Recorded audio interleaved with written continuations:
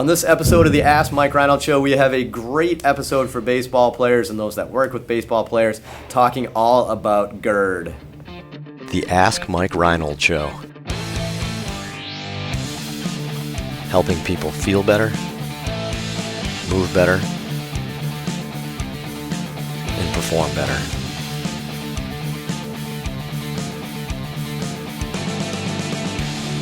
Welcome back, everybody, to the Ask Mike Reinold Show. We are here at Champion PT and Performance up in Boston to answer your questions on rehab, fitness, sports performance, business, baseball, whatever you guys want to talk about. Got a ton of great questions. We appreciate it. I'm joined, as always, by Lenny Macrina, one of our physical therapists here at Champion. Dave Tilley, another physical therapist. Whoa, I like that. You guys should definitely have like some handshake? Catchphrases. Secret handshake? This is like the Anchorman team, like you guys. That's the way the cookie crumbles. Whammy! That's terrible. I love lamb. Perfect. That's their catchphrases. Mine is neurobiomechanical. Evan 11 and Jake and Bake. I almost did the what was the one you were doing? What? The Jake one. Oh, Jake the Snake? Oh, Jake the Snake. I That was almost the said first Jake day the Snake, you said it. but we said Jake and Bake. Oh, Jake and Bake's way better. So Jake and Bake is going to dominate some questions today. You ready? Yep. All right, very good. Question number one. Chuck from Florida asks, every time I get a baseball player as a new patient, the doctor diagnoses them with GIRD and recommends mobilizing the posterior capsule. I've heard you say never to do this. Can you explain why every doctor says this? And question number two is, in your experience, is GIRD really the cause of so many pitching injuries? So he's got reflux disease. Let's This might be the best. let's answer the second part second, because Lenny's got some good research on that too that he's conducted, so we can get that. So, What was the second one? all right. So, is GIRD the real reason real why everybody has injuries? Oh. Which is kind of interesting. So, all right. So, why do you think this GIRD thing? Why do you think we are where we are with GIRD? I think it caught on in the 90s or whenever it was in the early 2000s, and it's easy to just look at somebody's shoulder. They have all this motion, that's awesome. They have this motion, that's not awesome. They have GIRD. They have internal rotation deficit. We got to figure out, all right, so why do they have internal rotation deficit? It's still a thought that the posterior capsule must be tight. So let's just mobilize the posterior capsule, because early studies may have shown that loss of internal rotation may have contributed to injuries, and it's completely false. So He's jumping to the second part now. So we did studies in Birmingham when I was there a few years ago that showed that it wasn't internal rotation deficit that was the issue that led to injuries, shoulder and elbow. It was the loss of total motion. So comparing side-to-side motion, measuring external rotation, internal rotation, if there was a difference by more than 5 degrees of total rotational motion loss, then they had a higher incidence of injury. And also loss of shoulder flexion was shown to have increase in elbow injury, so comparing it to the other side. So I think that's the stuff that we need to focus on, because the posterior capsule in our baseball plays is relatively laxed. If you really tested a posterior capsule, you can slide most of you guys out the back if you do it correctly. A posterior lateral glide, not necessarily a posterior glide. You're going to probably slide out, I'd say, at least 75% of you people out the back if you're testing that truly. So they can't be tight. So I don't know if you want to add anything more to that. I think I want to reflect historically, really, on like what happened. I mean, I think honestly, what happened is, some physicians that don't see a lot of baseball players, and when you're a physician and you're in an office and you see an injured baseball player, and every person that comes to you is injured, you don't ever see healthy people. You're only seeing injured people, and all of them have limited internal rotation. It's easy to say, oh, that's why, it's because they all have limited internal rotation. Until you start working with normal baseball players and you realize they have that too. So all of a sudden, this theory got huge, I think, for that one simple fact. Is that, it got very popular. There's a couple of prominent papers published around 2000 or so that kind of showed that. And I think we've been kind of struggling with that since. So immediately you start speculating and saying, well, it must be the posterior capsule if you lost internal rotation. we've had so much research over the last 20 years come out kind of saying different things. We've shown studies that posterior translation in the overhead athlete is twice that of anterior translation, which we all know is fairly loose. We've published that in 2 studies, right? I mean, the whole concept of bony retroversion and changes is out there. I think it's very obvious now that it's not posterior capsule.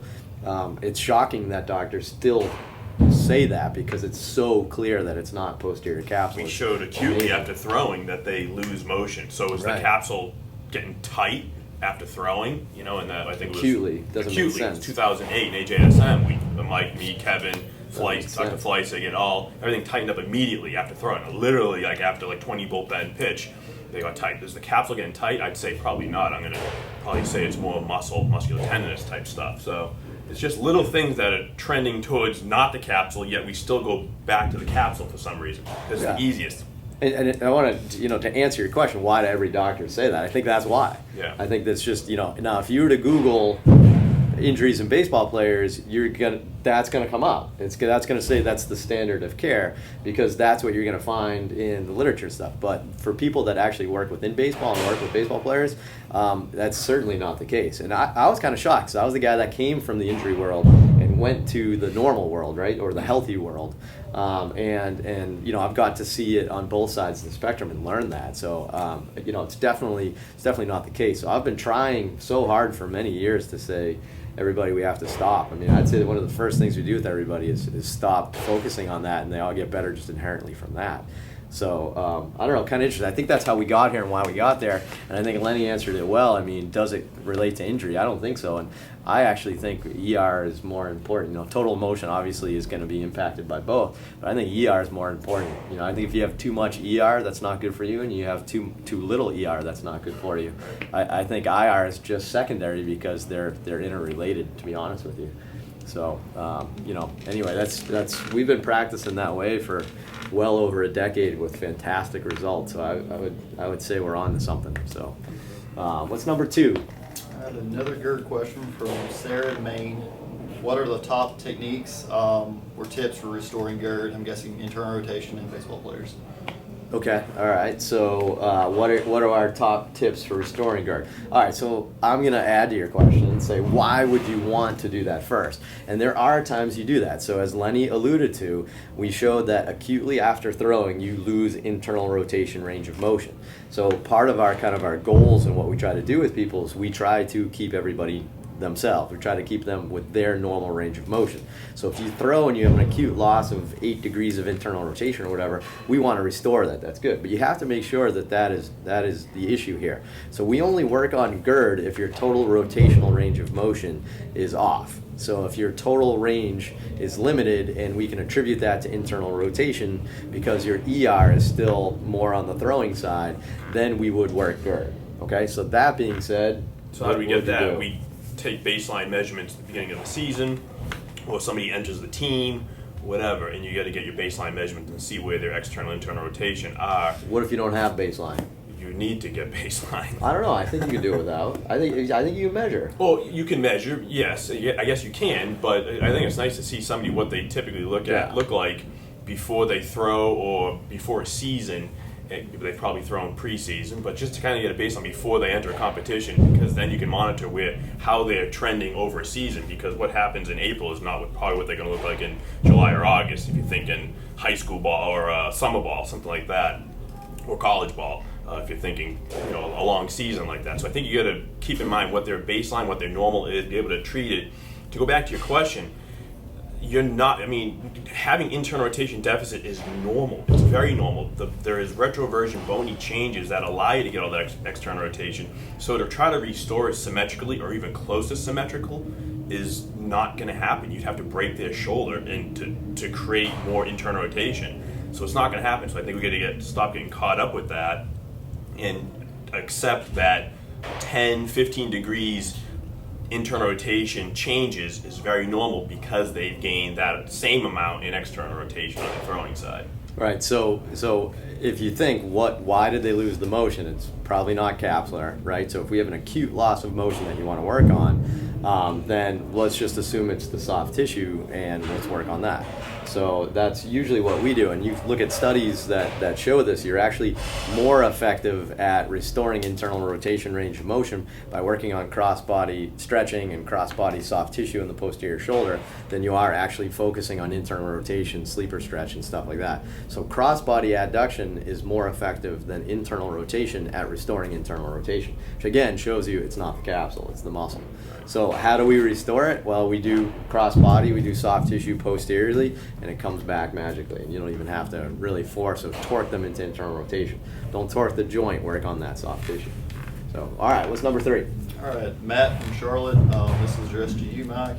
Interview with Physical Preparation Podcast with Mike Robertson. You mentioned that you found the correcting overhead elevation was sufficient for baseball pitchers, and that you don't typically specifically treat the GIRD.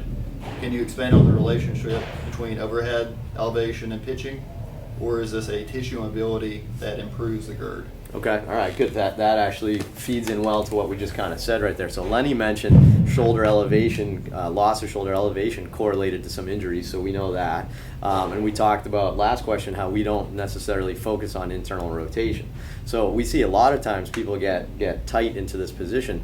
I think what we find is any of the muscles that kind of work eccentrically at some point during the throwing motion tend to get super tight and cause some limitations. So with this, it's probably your lat and your teres as you're trying to slow down this aggressive whip back and the layback, and then all of a sudden turn into a forceful movement forward.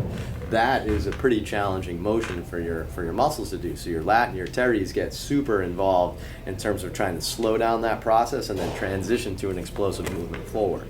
So we see quite a bit of issues with those two muscles with their elevation, and that's what we end up working on to try to enhance them. So those are the type of people that lose external rotation, which again I think is more troublesome to me than anything else, is when you lose that layback that you normally have.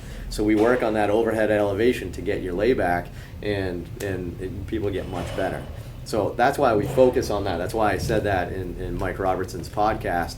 I don't work on internal rotation anymore. I work on cross body elevation and layback, and we're gonna be good. Just getting choked up. Listen to it all. Emotional I'm learning podcast. so much about baseball. You got GIRD? I do.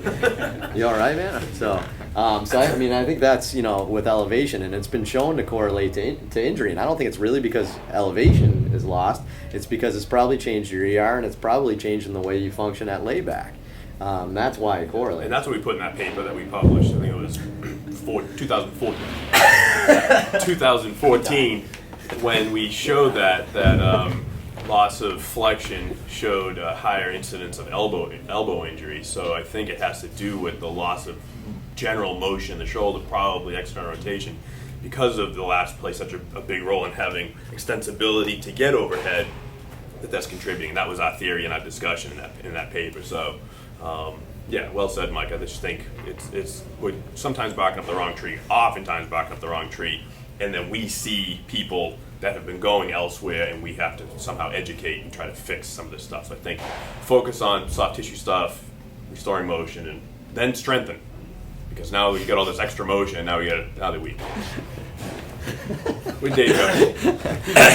Awesome. Well, thanks so much, guys. Some great questions on GIRD. I think that's a good one because GIRD's a pretty popular topic, so that's pretty solid. But Glad I could contribute. hope that kind of enhances your knowledge of GIRD and kind of what we do. Maybe start to try to de-emphasize that. So spread the word. Send this to some coaches. Send this to docs. See what they think of kind of our thoughts on this. But keep asking away. We love the questions. Go to MikeReinold.com. Click on the podcast link. Be sure to ask us some questions on there. Leave us a nice review and rating on iTunes if you don't mind. Subscribe to this. All those fun things to really help support the show. So thanks so much, and we'll see you guys next time. Take care.